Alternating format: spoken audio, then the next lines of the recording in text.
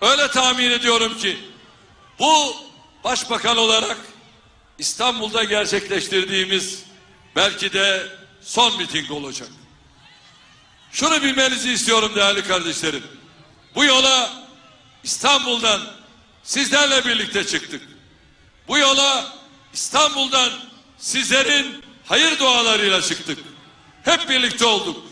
Ne yaptıysak birlikte yaptık. Neyi başardıysak birlikte başardık. Türkiye'nin bugün ulaştığı seviye partimizin, teşkilatımızın olduğu kadar emin olun İstanbul'un başarısıdır.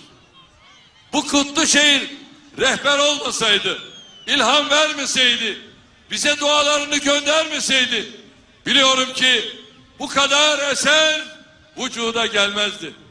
Kardeşlerim, çok çalıştık, çok gayret ettik ama çalışmaya devam edeceğiz. Burada bir kez daha ifade ediyorum. Ben bugün İstanbul'a veda etmiyorum.